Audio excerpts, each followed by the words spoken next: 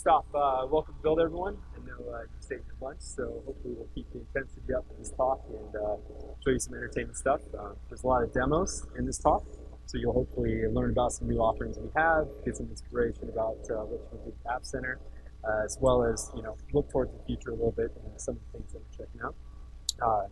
This is actually my first time speaking at Builds, so I'm super excited to be here. Yeah, getting hyped up already. I love it. So joining me today is Kaushik Gopal from Instacart. We started working together a few months ago, though I've been using Instacart for about 3 to 4 years. So when I got the chance to get on his podcast, show him some love for his products, as well as try to get him onto my products, we ended up having a great time working together to actually get Instacart onboarded to App Center as a whole. Kaushik, do you want to do a quick introduction? Absolutely. Cool. Hey everyone, this is also my first time at a build session. I'm super excited to be here. I started an Android developer podcast called Fragmented. I also work as a senior Android engineer at Instacart, and at Instacart we were looking for a very comprehensive CI solution at the time, and that's how Patrick and I met. As a mobile developer, we have very specific needs, and some of these needs were met really well with App Center. So what I'd like to do today in this session is probably share some of my first-hand real experiences using App Center. It's funny, I think Patrick told me like 2 weeks back, hey, would you like to come on stage and see me demo new stuff? And I was like, yeah, who wouldn't? The guy's a magician, by the way. If you see him on his keyboard with all the demos, I'm super excited to see these demos. So before you blow our minds, Patrick, would you like to give the folks Sure. Would you like to give folks like an overview of what App Center is, just in case they don't? Absolutely. So App Center aims to be the total package for mobile, UWP, and macOS developers, in short. It supports all the main features you'd expect from a DevOps pipeline, from building and testing in the cloud to distributing it in an app, as well as collecting crash and analytics data. We basically aim to do as much as possible with as little input from your side as needed. That way you can approach App Center with a simplified mindset and really attack a problem without investing a whole lot of time in the solution. If you're really curious about what App Center is all about, I'm actually going to show a whole lot of it today. It's not just going to be for mobile developers. There's some special stuff towards the end to get you guys excited for some of the stuff in the future, as well as you'll be able to see me put it to work pretty much. To better understand kind of what our audience and who our audience is, I actually asked Kaushik to share some of his experiences, so you guys can get kind of a brief background on what it's like for a mobile developer working around the Absolutely.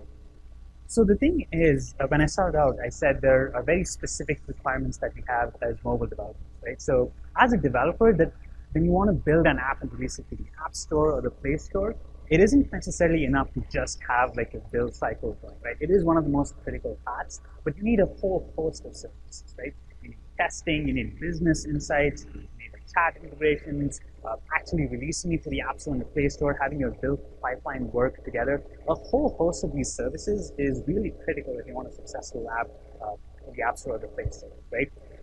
But I'm an Android developer, and the part where I felt that App Center sort of saved me the most time is in the build cycle. So what I actually want to do is unpack just that portion, which is basically the developer run, right? I just want to give you a quick sample of what it usually means to be a mobile developer and these different services, how App Center sort of plays and comes to be pretty useful in this cycle.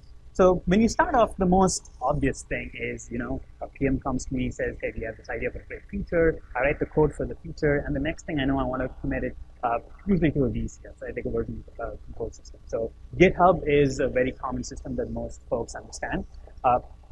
Right after this, though, if you're an Android developer, there are these things called a static analysis checkpoints, right?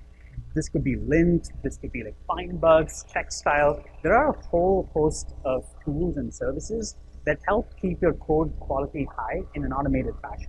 And this is where it gets interesting, right? Like this is great because if I'm a developer and I have like 4 other developers, like in all likelihood you're going to like commit code and you want to keep the code quality high in sort of an automated fashion. This is great. These tools help with it, but the big problem is they take time, right? And I don't know if you're an Android developer or like an iOS developer. If there's one thing that, if you want to bring all the developer races together, it's the universal hate for build times. Everyone hates how long it takes for build times, right? Nobody likes their build time. Like, there is never a good answer. Like, if you ask anyone what your build times are, in all likelihood, they're going to say like, well, it's too long, right? Too short build times is never a problem that we have. But the next thing is it doesn't stop there, right? We also have the most critical part of our build flow, which is running unit tests and UI tests, right? Now you have to understand, if I'm in this flow, if I'm in the zone, I got my feature, like I want to keep committing 20 or 40 lines of code, I want these checks to run, but I don't want to necessarily have them run on my local machine, because that'll like slow me down tremendously, right? Instead, what I want to do is I want to have a friend like Patrick who works at App Center, and I want to get his machines on the cloud to run these things. And all I care about is only to be notified when something's broken, right? In all likelihood, I'm not a great developer, but I'm a decent developer, I would say. So if I commit like maybe 60 commits, it's probably 2 or 3 commits that are really breaking things, right? And it's only at that point that I want to be notified of these things, right? So this is also an important piece of like being fast and like leveraging these services to like help us more faster. But it doesn't end there. There's also things like shipping it, releasing it to the Play Store. So enough talk. At this point, I think we should get to a point where we should just like get an app out there and start playing. So Patrick, come on. Cool. Let's do it. So we're going to start with onboarding. Couchrick, I know, went through onboarding into App Center before. I will tell you, sometimes I think he has like masochistic tendencies because he made me go through a lot, by the way. But yeah, and some of the stuff I saw today was definitely far more easier. So I'm a little mad at him. So when I was playing with a few things, like we have the Azure DevOps project, we have different VS Code extensions that help with onboarding and managing other stuff in Azure. I was pretty jealous, and so about a month and a half ago, we went about rectifying that problem, which was how do you get people into App Center as quick and easily as possible. And so what we've done is we've worked on a couple different onboarding solutions. I'm actually going to show you how to onboard 4 apps in basically 10 minutes using multiple different routes, and I'll show you 3 today, for example. And so, Couch, if you want to go ahead and actually switch over to my machine. Let's do it. All right, so we're on my dev machine, basically. We don't have any projects, we have no folders. I'm going to go ahead and actually create one for builds. We're just going to go ahead and launch VS Code. We use a lot of VS Code in the App Center team as a whole, and so one of the things that we wanted to do was make it more accessible. I personally came from working on technology in App Center like CodePush, which rely on React Native and Cordova, and so this provides a nice, easy way to manage things in App Center directly from VS Code. The first thing that we were talking about is how do you get started. With the new extension, which is already in the marketplace today, you can basically have the option show up on an empty folder that allows you to start a new project. Kaushik, as I know, you basically did all of this by hand. This was not that easy then, folks. Let me tell you that. There's a lot of setup steps. We have multiple SDKs. We have things that you need to create in the cloud. You need a repository. There's also multiple things you need to create in App Center to get it all hooked up. And so what we did was we condensed that down into an integration that you'll find is probably by far the easiest way you can set up a mobile application in the cloud today. It actually supports logging into VSTS. So right now it's asking me where I want to put the repository. Remember, we started with an empty folder, and so we don't have a repository in the cloud. Because we want to practice good practices, it actually will ask me where I want to put it in VSTS. And it goes ahead and lists my different orgs that I already have underneath my App Center account. So once you've logged into the extension, it picks all of this up and get ready to work. And just by clicking this one button, you're going to see it kick off and do a whole lot of work for you. It basically provisions a sample project automatically. So if you're curious about what React Native is and how to get started, I recommend this by far. It sets up the App Center SDKs, which is going to give you crashes, analytics out of the box. It installs CodePush, which you'll be able to see in a little while that allows the hotfix releases in the wild. It actually configures build in the cloud, hooks that new VSTS repository up to your new App Center apps, and essentially lets you get going right away. And so what I'm going to do is set my current app to Android. It being React Native, it actually provisions 2 apps for you, one for iOS and one for Android. We're just going to go ahead and close these dialogues. I don't need them right now. And one of the things I'm going to do is just flip over to the terminal. And I'm just going to elect to start. Wait, just like that, the app was created? Yeah, you're done, basically. Okay. So I apologize for all the time that you wasted. I will collect later, my friend. So after it, while this app is launching, let's go into App Center and actually take a look. Part of the extension is we actually have basically hotkeys for everything. So you can choose to use the current app, navigate to build. It's going to open up App Center directly to the build service, where you can already see there's the application building in the cloud, essentially. So from day one, minute one, essentially, you can start from a good foundation. And from there, you can rip apart the sample, build the app however you want, or just explore if you're a little curious about what we can do. So one of the things that we can't do automatically for you today is do something like setup signing. And so I'm going to quickly just go into here, configure signing options, upload my key store, put in my password. Password 123, I hear is very Yeah, of course, exactly. And one of the other things it actually does is it sets up a distribution group for you. Collaborators on an app are basically developers, and testers are a separate pool of users that you want to distribute an application to so that they can actually give it a go. We recently, it's worth pointing out, added in connected stores so you can get your releases up to Google Play, iTunes, test flights, as well as Intune.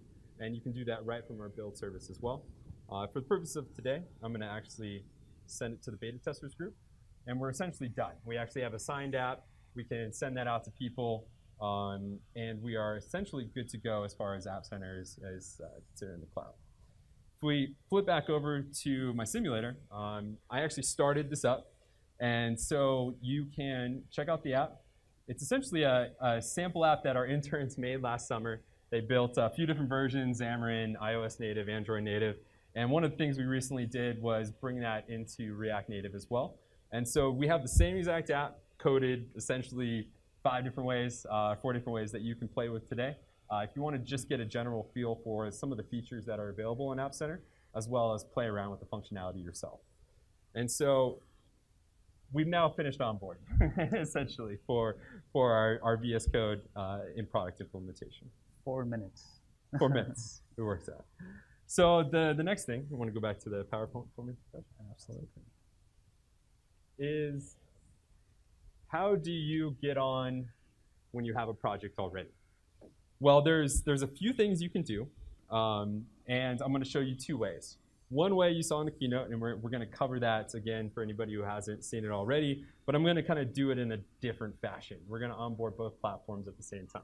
Okay. So if you go ahead and flip back to my machine real quick, let me just go ahead and get rid of this for now. We're going to flip on over to my GitHub account, and we're going to bring up that sample app. So the sample app, like I said, open source in GitHub. There's multiple versions. Because I'm working with the React Native one, we're actually going to work with that one directly. You can actually go ahead and fork that repository directly if you guys are GitHub users. Makes it easy, allows you to start from a good starting point without having to do that initial commit yourself. We're going to elect to clone this to my local machine. I'm going to go back to my build box. I'm going to go ahead and clone it.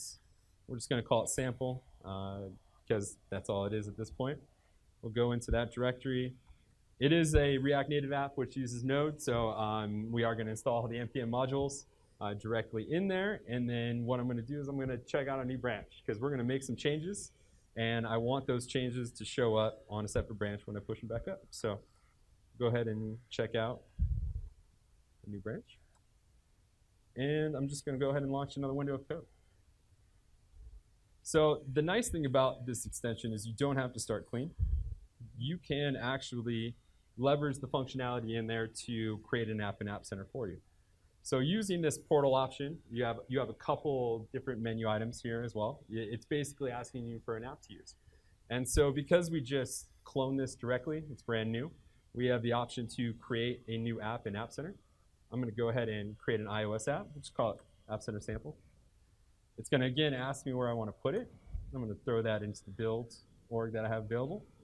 And we can just click this button to pop it over and check it out. So we actually have set up the app inside of App Center, but there's one important step that's missing right now, which is the ability to link our SDKs dynamically to the project. And so one of the things we want to do is click this little install.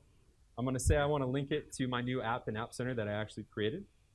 It's letting me know that, hey, we're going to run some stuff, and we essentially have more work to do to make this seamless. So you're going to have to copy some of this because the prompt is our standard onboarding to our SDKs for the most part. So I can paste in the app secret. It's going to go through. It's going to ask me how I want to collect analytics for my application. You can basically enable it automatically so that it automatically ships telemetry up. But with new things like GDPR compliance and just good user experience, you might want the option to say, hey, I'm going to prompt and I'm going to enable it myself. And so we now have linked the SDK to the project. If I do a git status, you're going to see I have a couple changes. And basically what I'm going to need to do is push these up because I'm ready to actually start working with this in the cloud.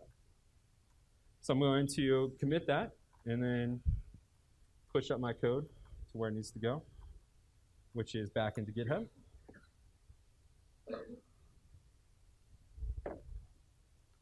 And we've essentially finished the entire onboarding process for current app that you just cloned out of GitHub. Real easy, real simple, designed to be fast and quick. And this actually leads to how we onboard the Android app. So some of the stuff that you saw in the keynote today, which my colleague, Samina, actually demoed for you guys, is actually the ability to onboard through GitHub directly onboard the App Center directly inside of GitHub. And so if we actually go back to my fork, do a little branch switching so that it shows it. Need a little refresh so it shows up. Switch to the build 2018. And you'll notice it obviously is ahead now. And what I want to do is I want to commit those changes back to my master branch. So I'm going to select my fork instead of going back to the main Microsoft branch. I'm going to create a pull request, which is then going to show me a new prompt, which is the stuff that was demoed a little bit earlier, which is the ability to onboard the App Center component to GitHub directly. I can scroll down. Looks like I have a subscription set up already, which is always going to make it a little difficult. Let me just go ahead and swap this out. We can install for free. Complete the order. It's going to bring us to the new onboarding flow. Oh.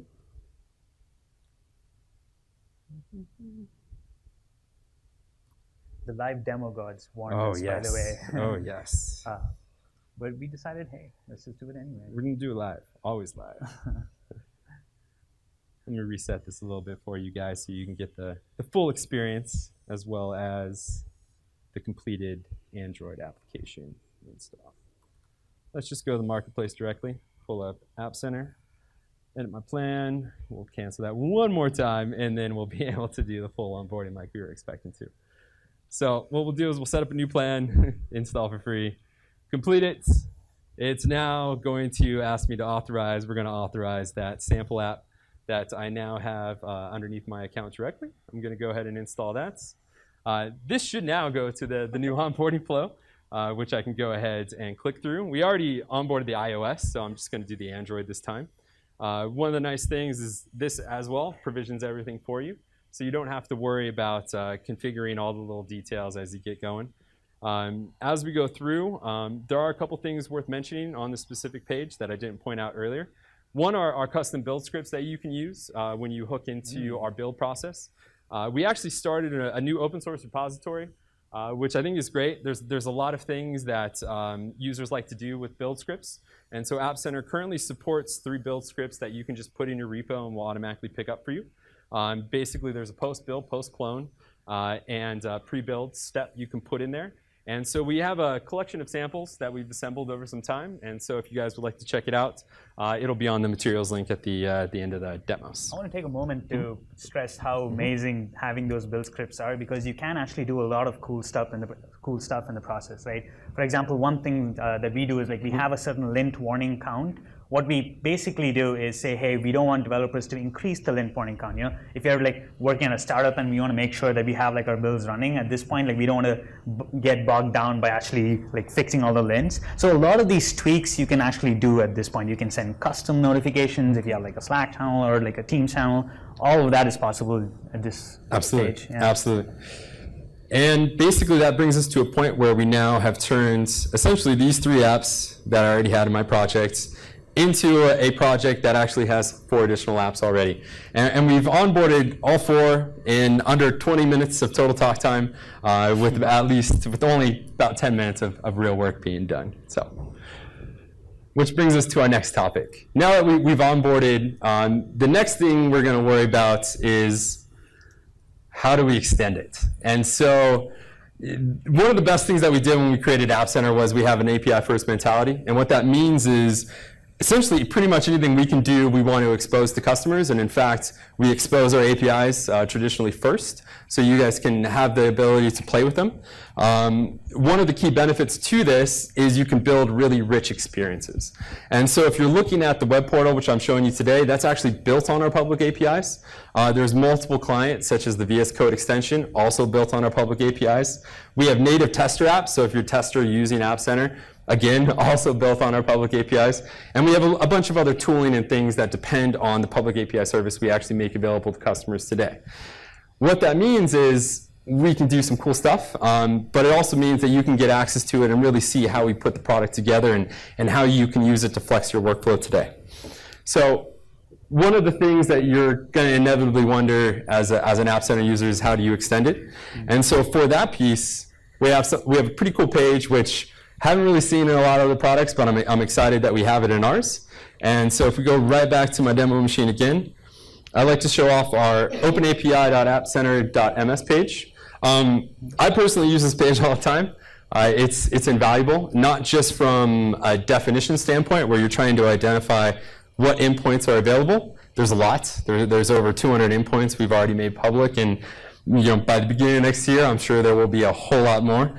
One of the key benefits of this page is you can actually log into it. So I can give it an API token. I can give it my username and password. I can essentially log in so I can test out endpoints directly in the web page. Really and cool. So I've logged in as my current user. And so I can use this nice little option to try it out, which gives me the ability to execute this call and see what the payload looks like. You can actually get it back, and so you can see who I'm logged in as. You can actually get details. If I had an avatar on this account, you get that information.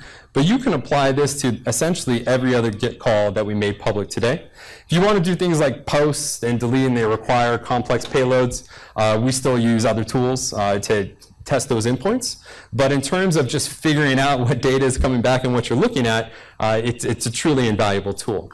And so to give you an example, let's go back to one of the apps that we created during the onboarding period, which is this Build 2018 Android app. Oh, give me a second. Let me just switch back. Sorry. Moving too quick. Yeah. So if we go into the build view, we've essentially created a build, but we wonder what that configuration looks like. If you're curious what we're doing, I switched it to the wrong one. Of course I did. 5 and 6 cache. 5 and 6. I'll get it right the next time. So, 6.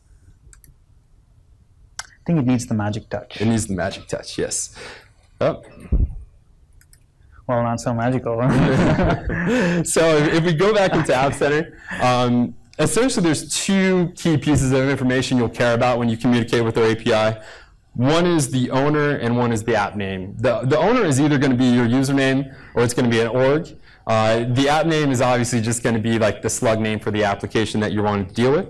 And so if we actually look at this URL, you'll notice there's 2 key bits of information that you care about. This is always the owner name, and this is essentially always the app name field. And so what you can do is take this bit of information, and let's say I want to actually look at what a config really looks like. Too far down.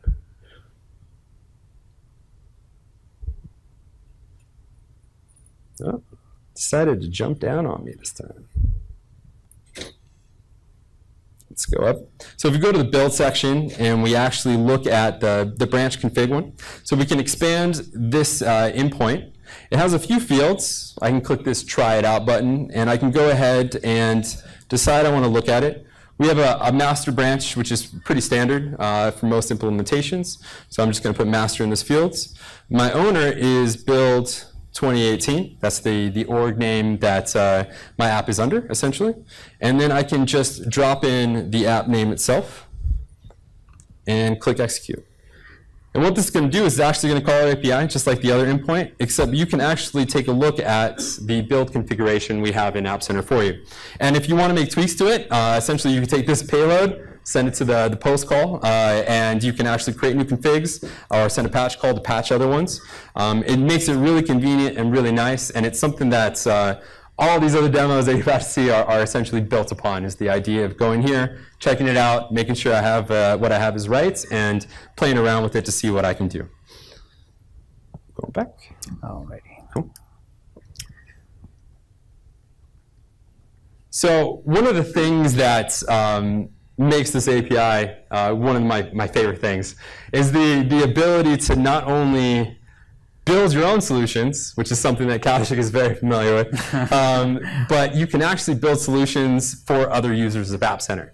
And so one of our Microsoft MVPs, Dan Siegel, has actually been working on a VS for Mac extension, which is really exciting to see. And so we've been working with him off and on to kind of push forward some of the features and make sure you can get it out the door and really understand our API and what it can do. It's really awesome. It's already available. It's in. You can grab it from the alpha feed today. As the Prism Toolkit. It's up there if you want to check it out. So if you're a VS for Mac user, you can give him some feedback, let us know what you think, and then it'll help lead us into the future and figure out how to make it better. But Kaushik, I know that you implemented some APIs for yourself, and there's one specific use case you wanted to talk about here. I want to talk about this use case because I thought it was very interesting. So one of the reasons we were actually sold for using App Center is because of this whole API first mentality, right? So typically when you build a mobile app, there's a high likelihood that you connect to a lot of third-party services, right? What that means is you actually have third-party API tokens in your code, right? Now, as good developers, you're never supposed to store this in GitHub. Do not do that, because I've learned the wrong way. So what you want to do instead is sort of have this stored in a secure fashion, right? There are multiple ways to do this in App Center. There's like secure environment variables and a lot of other mechanisms to store these things securely, right? So what happens though is if you have a security department like my company, they watch out for mistakes like this, right? So what they typically do is they rotate these tokens, right? And this can happen like maybe once a quarter, once in 3 months. It is common practice to have these tokens rotated, right? Now what that means though is essentially if I have my build on App Center, typically, any single branch has like about 20 API tokens, right? What this means is I have to go like an animal, like use the interface, update every single like environment variable 20 times. And it gets even worse because say I have 5 developers, right? And my developers are all working on parallel branches. That basically means I have to go and update it for each of their branches because they're going to come complaining, saying, hey, like for some reason the API token is invalid, right? So if you do the quick math, that's about like 100 times that you have to actually go and update the environment variables, right? Like that is a no-go. If you want to get your developers to quit, like give them a lot of like manual, tedious work, right? So the good thing is with App Center, what we did is we recognized that there's actually an API to update these environment variables in a secure fashion. So what we told our security folks is, hey, the next time you actually rotate the tokens, here's this script. So we just asked them to run this script, and this script connects to App Center in a secure fashion, and it actually updates all of the tokens. So it's completely automated, right? So these are like some of the few ways that you can actually leverage App Center to do a lot of these cool things. And this is just one use case. We have found like a whole bunch of other use cases where like the whole API mentality has come in really handy because I can't keep tapping Patrick on the shoulder and asking him to build everything for me. So instead he's like, here's this API, you can build it yourself. So I thought that was a very interesting use case. But I do know there's another thing that I care a lot about, and I've told you this multiple times, and it's testing. So what does App Center have in terms of like, the testing land? Sure. So App Center has real-world or real-device automated UI testing in the cloud. We focus primarily on mobile applications, and as you know, there are a whole lot of models, a whole lot of variations of different devices you can run your application on, from different platforms to different operating systems. Different manufacturers. Different manufacturers, yes, absolutely. And so one of the key benefits that we have inside of App Center is the ability to run those tests. We have over 3,000 devices in our device cloud, scattered different parts of the globe, and so it's really exciting to see some of the power that those device cloud data centers give us, because what you can do is take your code, ship it, run it on 100 devices, get real results from what it looks like to what issues arise on different devices. And so I'm going to show Kaushik something new, which he hasn't actually seen yet, because it suits the need of one of his requests, which was to make it as easy as possible to run those UI tests. So before, if you want to flip back on over for me, Kaushik. Before, there was the requirement to open up your CLI, run the tests using long commands. Basically, we wanted to short circuit that so that it's something that's intuitive and easy to do. There are a few use cases that we support with this. One is the ability to run tests right in VS Code. We do support synchronous and asynchronous tests, so if you want to wait while you're in your editor while they're running, you can do that. If you want to run them asynchronously, which is usually my preferred choice, it will essentially kick off the test in the cloud and send you an email whenever that test run is finished. Nice. One of the things that it also does is it's going to ask me what device I want to run the tests on. And so it not only gives me all the different models. Nice. You're an Android dev, so I elected the Android models. Thank you. But there are a couple different device sets already included that I have configured in my org already today. Wait, so I had a quick question. Assuming I have a specific commit, because typically what happens is when I have like one commit that breaks my build, can I take a specific commit and point it to one of these devices? Because Absolutely. in all likelihood, like it only breaks on one device, right? Correct. Yeah, if you roll back your commit, you go to a specific commit shop, you can open that up in VS Code and essentially trigger a build to that device directly. And so for this instance, maybe I want to trigger it to the devices that I use for pull request checks. And so I can run that PR build, and it's essentially going to make the bundle on my machine. It's going to package everything up. It's going to ship it. And I really didn't have to do anything else other than select two options to define how I want to run that test. Nice. So while that is running, because it will take a little while to build, let's actually go to an application that has some test runs already done. If we flip over to this other application and go to the test service, you're going to see a few tests that have already executed. These ones were done on smaller sets, 6 devices. This one I recently ran, and it covers 62 devices. So I essentially selected a whole pool in our test cloud and essentially ran my application on all of them. And the results that you get are very rich. You can drill right into them. The sample app comes with one UI test already baked in for iOS and Android, so you can see what they look like and see how you want to build them yourself in the future. Right now it comes with XCUI and Espresso, but there are a couple other frameworks available today that you guys can start messing with as well. And so what you can do is drill into the actual test. And this is by far my favorite view in App Center, if only because it is the most detailed and it's just a beautiful image to see all these devices together. And as you scroll down, everything looks good. I have different tablets, I have different phones. But then I hit this chunk of devices. And these are actually failures that occurred. And I know they're failures because visually I can tell that they do not look right. And there's one in particular that stands out because it's the device that actually loaded the application but did not, for whatever reason, pass the test. And so I can drill into this device, I can look at memory and CPU utilization, I can see how long it took. I can actually go into the details of the phone, so I can look at the release date and say, 2014 is quite some time. Too long ago, and I just don't want to support it, so I can just move on and continue about my day. That device is KitKat, by the way, as well. This is some time back. Yes, exactly. And so if I'm curious, I can go into the logs themselves, and we break down logs in 3 ways: failures, the actual complete test logs, and the device logs as well. And so I can actually quickly open up and see what the error was directly inside of App Center. And from here, I know that it's having a hard time finding the view. I'll have to go in and debug it, figure out what's wrong, but for the most part, it's excellent to at least have some indicator as to what went wrong on the specific device. And this is like super beneficial because as mobile developers, one of the things that we do is when you run tests on a whole suite of devices, having those screenshots is just like a quick sort of like gut check to like make sure like everything's rendering in the right fashion, right? Yep. So even though the tests pass, sometimes you can actually have a more visual sort of approach to like figuring out like if things are rendering the way you want them to. Correct.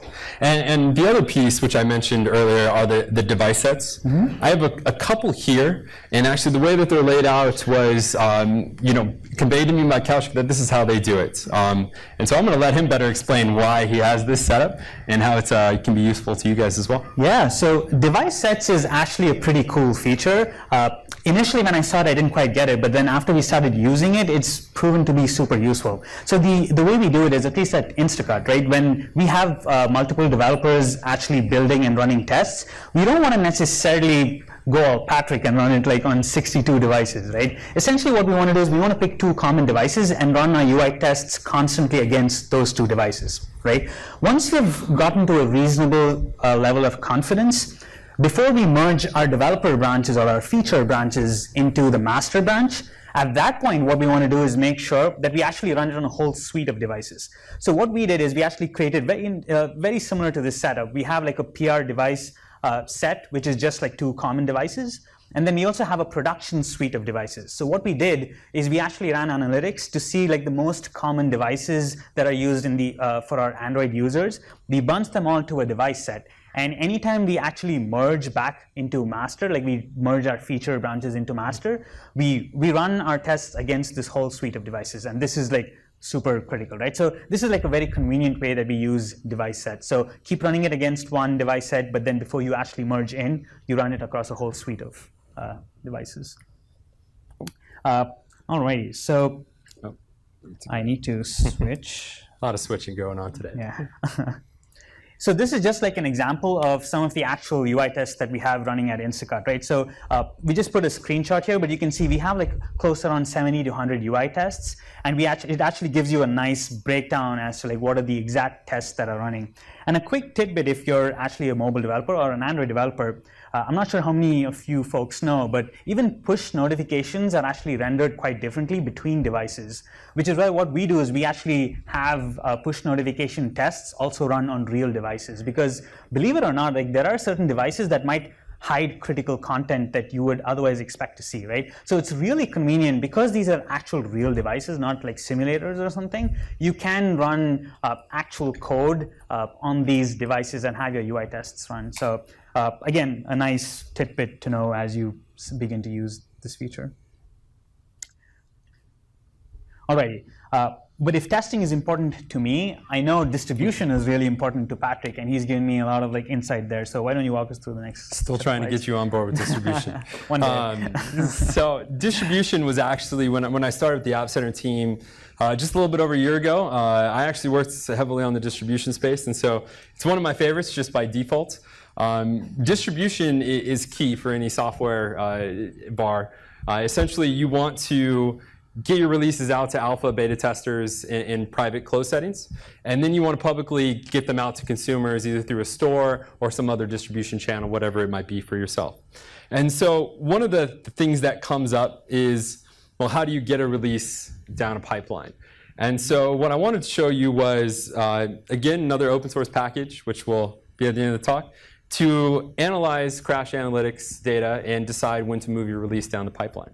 If you can switch on over real quick for me, Kaush. So we have a solution inside of VS Code. If we flip back to the app that we created in the very beginning, in this build 2018 Android release, and we go to the distribute section of App Center, you'll notice a group that's already there. What we want to do is create a new group. We'll just call this pre-release. This might be a wider audience. Maybe we want to publicly share those releases. One of the benefits about Android is it's actually extremely easy to distribute your application to anybody who wants to try it, essentially. And so we've created a public distribution group, which is accessible from this URL that's spit out up here. There are no releases there because, frankly, there are no releases in that group yet. But if we flip over to the beta testers group, you'll notice we already have a release that's shown up. Essentially, this was the release that we distributed at the beginning of the talk. And so what we want to do is carry that over to our pre-release group automatically without, let's say, manual intervention. For those curious, if you want to manually release it, you can click on the release and use this distribute dropdown. It'll allow you to do things like select the destination, update your release notes, review them quickly before a change is actually sent out.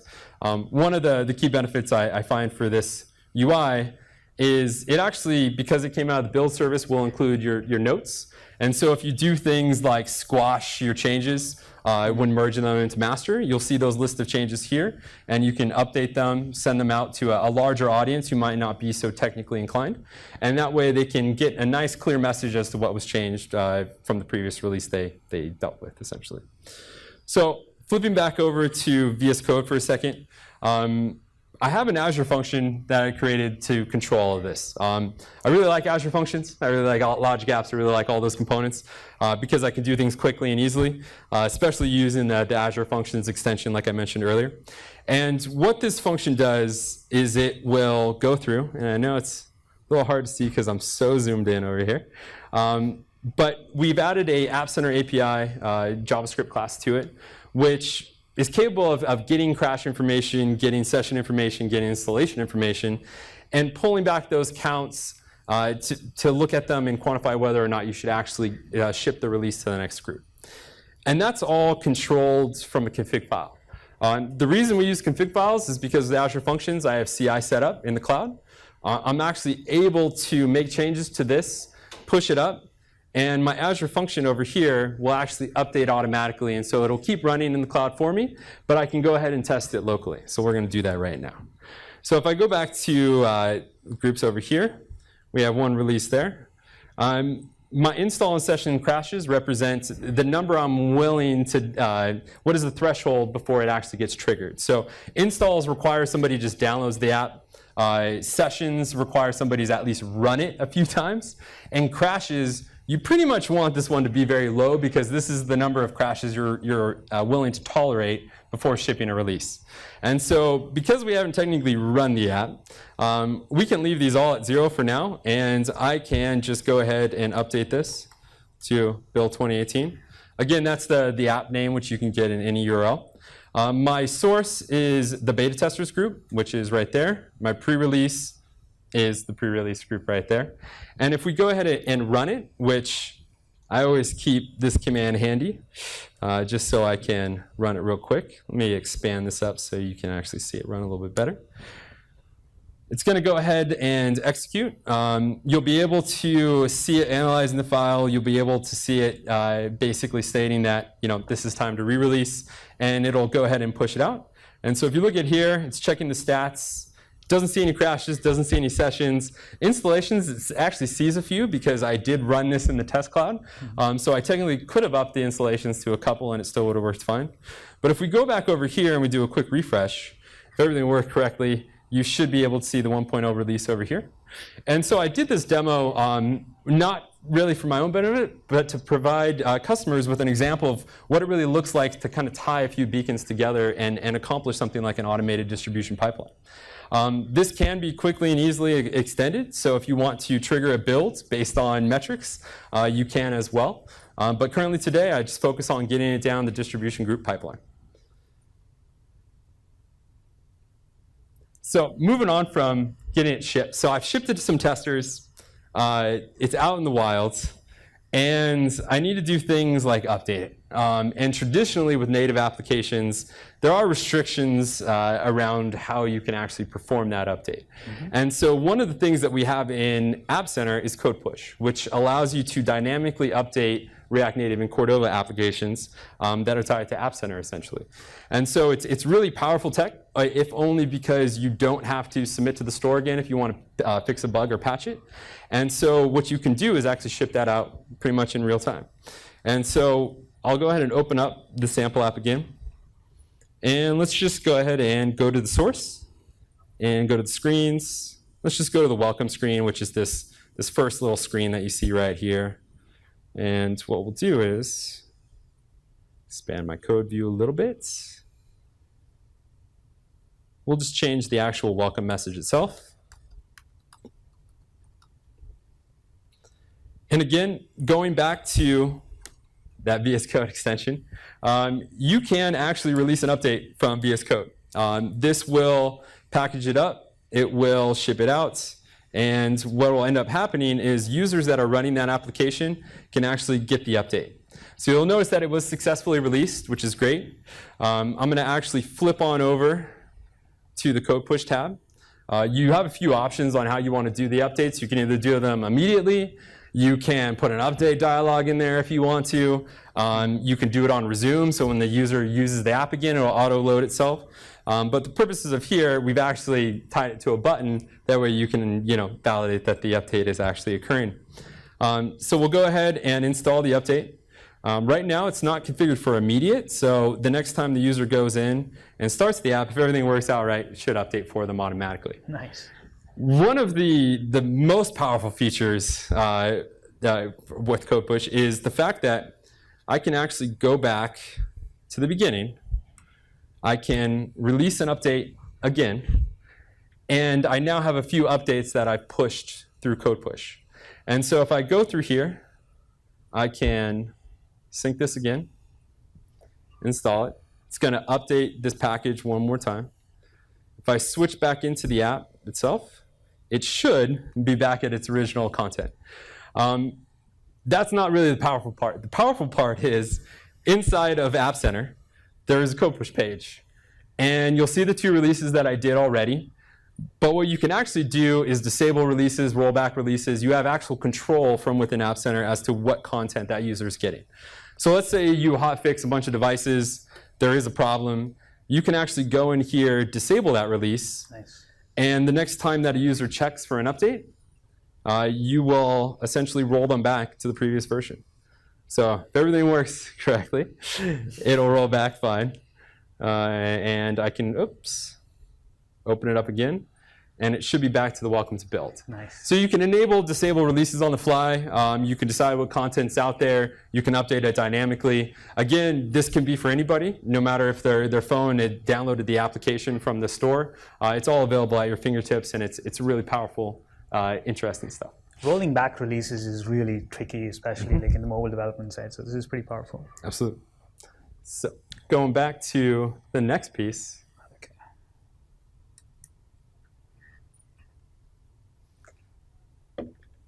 So it brings us to analytics. And so analytics in App Center is, again, very focused on mobile development for the most part, outside of things like UWP and macOS. So what I wanted to do with this demo was I wanted to do something a little bit different.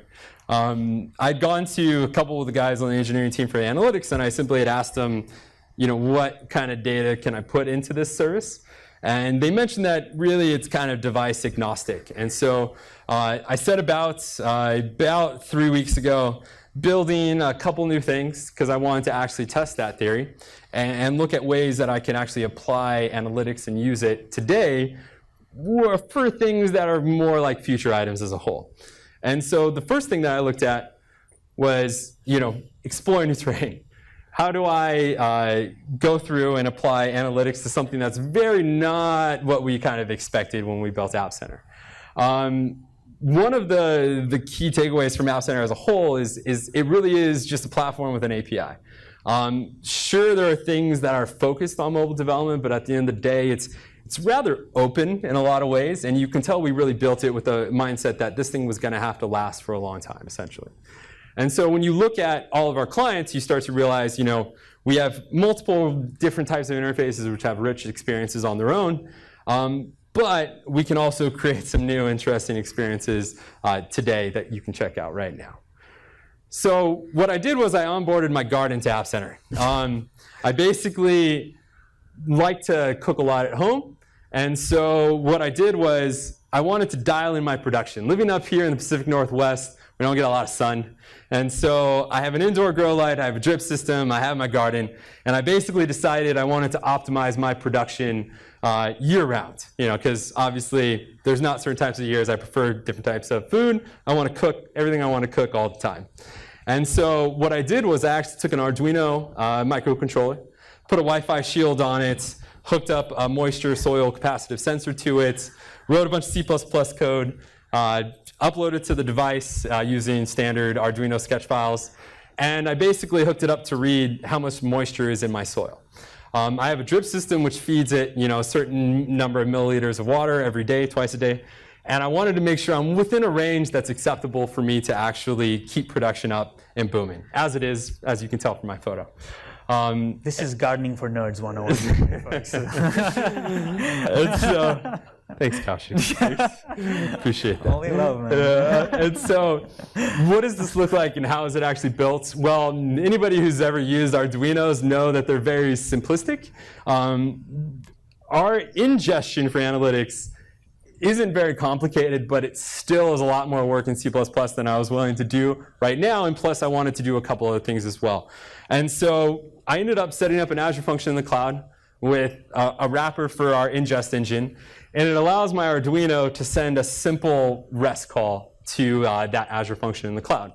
And the Azure function really takes that apart, prepares it in the right payload format, and sends that to our ingestion engine. And so if we go ahead and flip back to my machine real quick, I can actually bring up some of the code. And again, this is all on my GitHub. You can check it all out. It was actually a lot of fun, and my wife loves it because now we have fresh herbs all the time. So if I go ahead and load up, go into code, and I go to my Arduino moisture reader.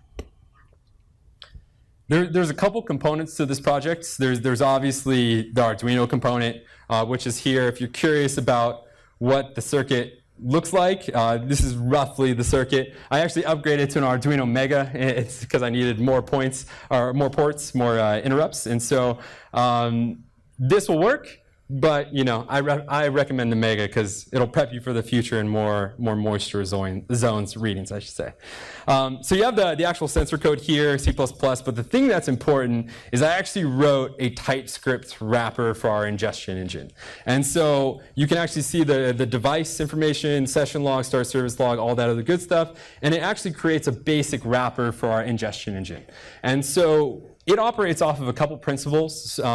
There's 3 calls that you really care about when dealing with analytics in App Center, and that's the start service, start session, and the event log itself. Start service, you can imagine, is the first call that's going to be sent. A session is any time an application is active, and the event log is a custom event that you're sending. So this is the thing that I'm actually sending the payload in. What this allows me to do, because you would think this is kind of useless, is you can go into App Center, and I can click on my app here, which is the Garden app. I can actually look at analytics information here. You're going to see my one Arduino Mega 2560. You're going to see the one active user, because there literally is only one device right now, which not sure why it shows up in Alaska, but yeah, I guess it's part of the United States, so it all fits within the mold. The thing that you'll see is the events, and this is where we're digging into kind of what you can do with mobile applications themselves as well. You'll see a garden event. You're going to see the different descriptions that were sent over. You're going to see the different readings from that zone. I called it Zone 1 because Zone 1 is my first sensor. I plan to add a couple more so I can figure out the optimal placement for them as well. And then what you can do is dig a little deeper. One of the caveats of this view is I can only see that 24% of the time my garden is 71% moist. But with our AI export that's available underneath the settings, and this is something super powerful that mobile developers use today as well, I can set up an export to application insights. And that lets me go a little deeper, because what I'm after is I want to know how consistent I am. And so I can view pretty much the same analytic metrics that I see in App Center today, but I can click this little analytics tab, which will bring up Kusto, and allow me to actually query that information in a manner that makes sense. And so if I open up a tab, I click on Custom Events, and I go ahead and just run this easy query. You're actually going to see all the different readings and events that were sent to App Center from my Arduino. The nice thing is you can drill in, you can check it out. It has different properties, Custom and dimensions is where those properties are that I'm sending. Wait, so what is an optimum humidity level? I'm finding it's about 70, 71% according to my current sensor, but I'll let you know in about 3 months whether or not my garden died. And so this has only been running for a week, Okay. so we're still trying to get scientific with it. And so then I'll just keep using Instacart. Exactly. So the properties themselves are really nice. It's convenient. Essentially, whenever you send a custom event from your device, or custom property, I should say, it will appear here. So you can imagine on your phone, you can pack in extra bits of detail, and you can ship that to the back end. And you can look at that in a high-level way inside of our analytics service today. But if you want to drill a little bit deeper, you actually have that option using things like application insights or the blob export feature that we have available as well if you use another system. So the blob export is really if you have another telemetry system or analytics system you want to use, it will actually create exports of the analytics data that's received so you can import it into a new system whenever you want.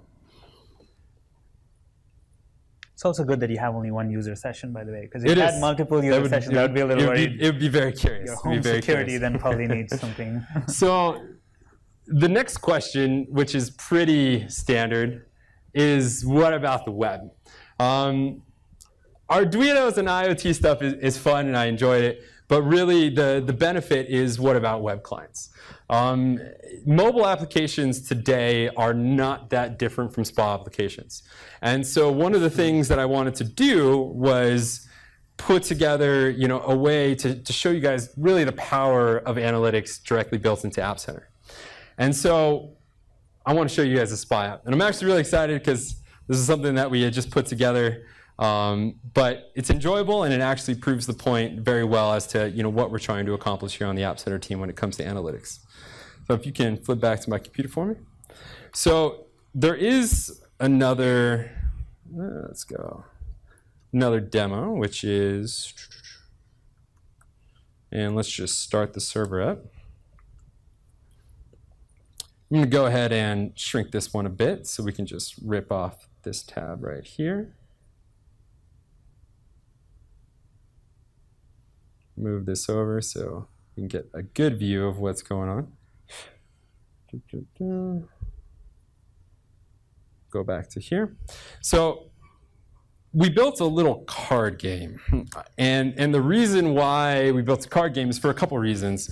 You can essentially get really good analytics out of it. And I'm actually excited to show some of these events. Showed them to Kaushik earlier. It gives you kind of a different perspective on the way that you can put properties or put data into properties and then ship them to App Center and get some very useful data out of it that you can actually extend the picture with. And so there's another app that was in here as well, which is the Cards app, which I'm sure some of you saw on my main app list. And again, we can go back to analytics, which is going to show me a bunch of sessions because we've been randomly playing with it, randomly doing stuff. And what I can do when I play the game is I can actually go ahead and just, send events, send more events, call the hands, don't bet the hand is over. And if you look back at the actual iTerm, which is in this window instead, you'll actually see the payloads that are being pumped to our analytics engine. And so it's sending all the data, what bets are occurring when the game is over. It's sending a lot of information, more than I thought we were going to fit into here, because what you can do is go to the Events tab, and this is where it starts getting kind of interesting. So we have different events which represent actions in the game. And what you can actually do is drill in to certain ones and get a nice reading on how often people do certain things. And what you can do, and something that I plan to do in the future, is feed this data back to the AI portion of the game so it can aggressively try to beat you. And so one of the things that it looks at is different metrics such as how frequently do players fold, and with what values in their hand do they fold with? Basically, what hands do people have the least confidence in? When a hand is over, essentially, what round does it typically terminate in? In this game, after round 4, any player can call the game. And so because of that, we want to see who calls it and how often they call it. But where it gets really interesting to me are the raises, the draws, the rounds over, and the round start. because you can see on average how much somebody will raise, what round they raise in. I can look at draw. So if I choose to draw a card instead, I can see on average what hand were people holding when they elected to draw a card versus what hand do they choose to stay or stand over here. So it provides a lot of insight just in general in terms of what you can look at and how you can look at that data. And there's a lot of use cases, a lot that isn't even explored in this talk. And so I encourage you to explore, especially with the little node wrapper for ingest that is available today, as well as our current SDKs. Really, there's a lot of possibilities that you can touch on, and I'm excited to hear some of yours. So gardening and gambling, that's how he spends his time. Pretty much, yes. So that brings us to the final things. If you want to try App Center, if you're not an App Center user, you can go to appcenter.ms. Here's a quick breakdown of the services and a couple of our basic plans. You can also just go to GitHub, try the onboarding flow, subscribe through there as well, and start using App Center today. If you're interested in the open source repositories that drive the talk, they are available at aka.ms/appcenterbuild2018. I have all the repositories on there, so you can check them out. Give me PRs, give me feedback. I'm happy to hear your thoughts and questions and find ways to innovate with App Center today. If you want to reach Kaushik or myself, you can get at me on GitHub or get at me on Twitter. Same thing with Kaushik. Kaushik also runs the Fragmented podcast, which is really great if you want to dig deep into Android developments. Honestly, it's probably the best podcast out there for that, and so I highly recommend you check it out if you're curious about mobile development as it, for the Android space itself. Thanks. As always, put your evaluation of the talk here at Microsoft at Build, and you'll be eligible to win some kits. That's it. If we have any questions, we have a little bit of time. If you have questions, we're happy to answer them. Yes? What was that? Sorry. How do you obfuscate Offer. Obfuscate. Oh, obfuscate. Yeah. Sorry. You should probably repeat the question. I'm not sure. Yeah, I'm sorry. I think, are those microphones active? Obfuscate the. I'm sorry. The obfuscate what exactly? Oh, apps like ProGuard for Android development stuff. Ah, yes. So we actually are working on ProGuard support for Crash, for example. We have limited support for that type of obfuscation, but we are looking at targeting things in the future. And it's something we definitely have on our radar as something people want to do. Absolutely. Typically, I guess the obfuscation would happen at the native app level. Correct. But the piece which I think Patrick is mentioning is where you want to link the analytics that you have. For example, with crashes, what you want to know is which line number, right? So I guess that's the piece that's coming up. Exactly. You had a question as well?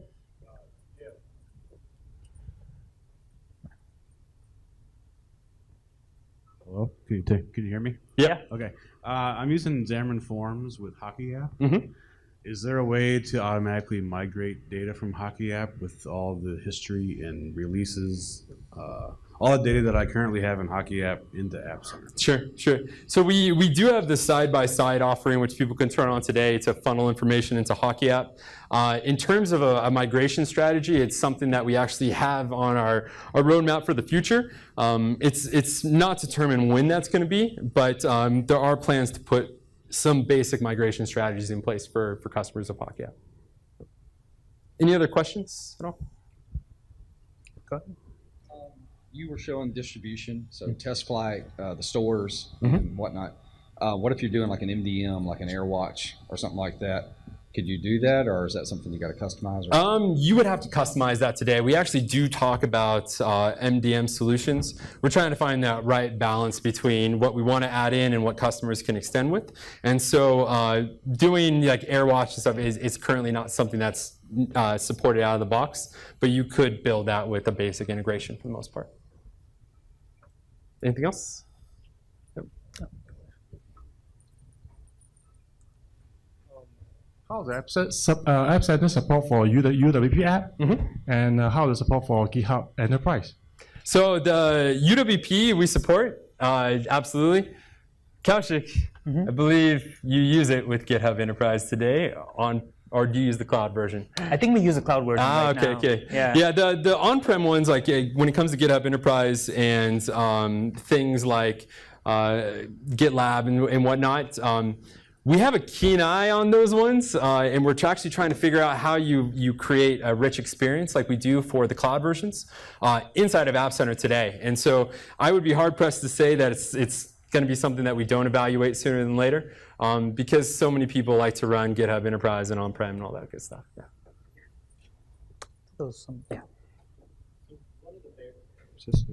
One of the barriers we had for not using the push notification SDK was that you guys don't have the ability to do aliases. Are you guys planning on doing that? Because we don't want to store the device token. They change all the time. We want to use like a user GUID or something, and then we can push to it on the server. Got you. Are you a Notification Hubs customer by chance? Urban Airship. I got you. So they've had alias forever. Yeah. Yes, Notification Hubs, we've used them as well. Got you. Yeah, we when it comes to push is one of those areas where we're going to be adding more functionality to. We do have a big platform for push called Notification Hubs, which is by far the more robust solution today. But our plan is to move a lot of that into App Center in the future. And so things like alias support, like I would be happy to get that feedback so I can get it to the PM responsible for that area of the product. We're always interested to hear kind of what are the priorities of our customers and what features will match those the best. Yeah, absolutely. So you showed us some of the examples with automated scripts. Is there a possibility of passing parameters to those scripts? Yes, absolutely. We use there's environment variables inside of App Center directly, and so I can actually flip back to my screen real quick and show you exactly where those are at. If you go back into the builds, click on here. Open up here, open up the config. You have environment variables right here, which allow you to create standard ones, or I can elect to actually protect those variables so they can't be read by other users. And so when you write your build scripts, you actually just use environment variables. We set these on the machine and at the these time. ones will map to the app, like app will read these variables and. Right? Yes. These are not dynamic variables. Well, these are set on the build machine. So when you're compiling the app, it's going to compile or utilize those values however you want to. So when I mentioned the token pushing thing, this is exactly what I was mentioning, because these environment variables, you could have them swap at build time, because you don't want necessarily those to be stored in your code versioning system. Right. But when the build actually prepares the app package, what you can do is you can substitute it with these environment variables. Okay. So this is what I meant, like manually going and updating it every single time. If I have like 20 tokens there, it's kind of a pain, right? So you use the parameters that you talk about to be able to update this. And can this App Center be deployed on-premise and not be linked to the cloud? And can it? So it's like I'm talking about framework like Jenkins, like we run your automated test daily and report through Jenkins. Yep. So can this App Center be used like an on-premise solution to that? Currently, it only exists in the cloud, and that's partially because it's very distributed. In terms of things like getting test cloud to run on-prem, like that service would be require a good amount of work just because of the way we've built our infrastructure to support that model. And so it is a question that we receive from time to time, but today it would be very difficult to run App Center on-prem as it is in Azure. I see. And image comparison test that you mentioned, can it also do an image comparison and not really a UI test? Let's say if I have a map with certain images on it, and that's my test, I want to see the pixels are rendered with correct color. Can those tests be successfully run using these centers? Well, there is a way, basically, and we thought about this. Eventually, we didn't end up doing it, but there is a way you can do it. Essentially, what happens is you can pull the screenshots, right? Because each time, like you have your UI tests run, like the screenshots are generated. Right. So what you could do is in your post clone or post build step, what you can do is you can actually pull these images and run scripts on your own. So I mean, to your question, I don't know if it's natively available in App Center to do that, but you could totally you can spin your own solution. So we did many similar things with our UI tests. We had like very specific requirements. So we wrote custom scripts to be able to like juggle with some of those steps. But the images will be different for different devices it will deploy to. Absolutely, but you do have, you can pull those screenshots from like the different devices, as long as you know your device sets or the device that you had your test run. So when you spin up the UI tests in your clone step, right, it actually gives, you supply a lot of those parameters. So if you write a script to hold all that information, you could write a script to do the mapping. Okay. I might have to catch you later on for understanding this better. Yeah. Thank you.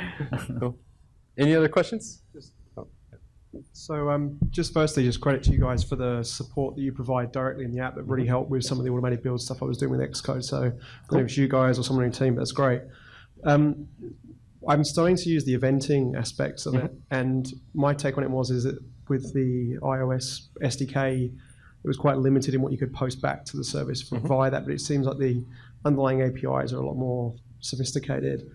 When is there a plan of when the iOS SDK will catch up so that I could put more context of data in that event log? Sure. Yeah, I mean, if there's specific scenarios, and well, to answer your question on who responds to you in that intercom button in the app, it actually usually goes up to the engineers and the PMs as well. And so the thing that people usually don't realize is when you click this little button, it'll probably go to the right person. We actually navigate it to the people that own the product or the engineers that work on that area.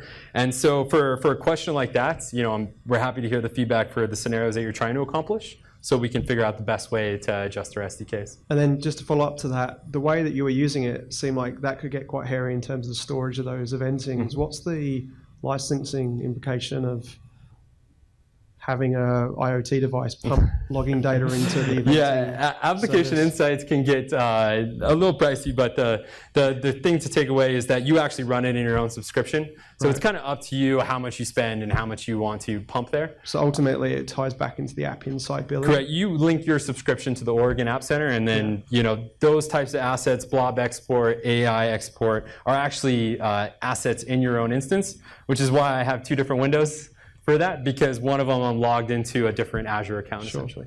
Excellent, thank you. Yeah, you got it. So we have been using VSTS extensively for the whole CI/CD process. So if we want to use App Center, is there like a migration path or any? So if you use VSTS, you can actually use our VSTS tasks, which will ship your builds to App Center automatically. And so instead of using our build service, you would use the VSTS build service the same way you do today. But if you look at, there's an App Center distribute task in VSTS. It comes out of the box. And you can use that to say, hey, I want to release this to this distribution group inside of App Center. You can also use it to run UI tests. So you can just continue to use VSTS and extend it to App Center. So we just add the App Center add one step on there. Yep, okay. Exactly. Cool. All right, thanks. Yep, you got it. This might be more of a lengthy question, so we can take it offline. But one of the things we've always struggled with is dealing with like pre-prod QA, production environments for QA, and like developer environments and all that stuff. Do you have any suggestions on how to deal with builds and distributions for those types of situations? Yes, and that's a lengthy answer, so we should chat after. Yeah, let's chat after. Absolutely.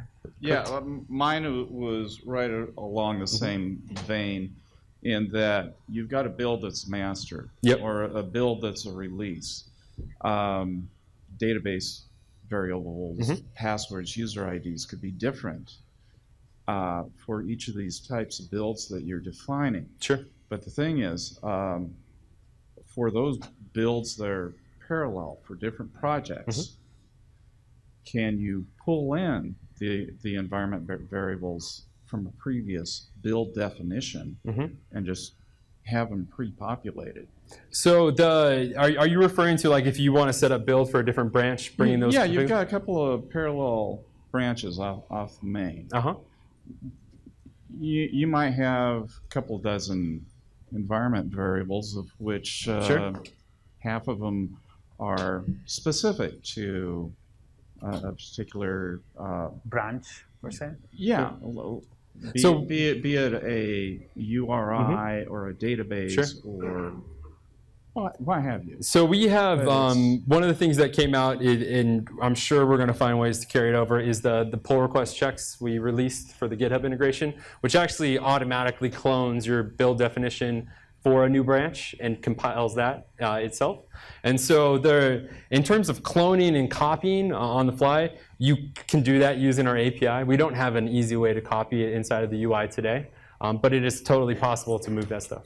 Yeah, I know. Yeah. When you all want to be lazy programmers. We're trying. We're trying. I hear you, man. Whoever was first. We actually do only have 30 seconds, so we're going to stick around for a couple of more minutes. So you guys can ask us the question. Is it possible to test the Windows app on App Center? To build it, or as long as it's UWP, we can do that today. All right. Okay, sure. One more question. Yeah, we can always chat right after. We're going to stick around for some time. Cool. Thanks, I appreciate you guys coming out. Thanks. Thank you.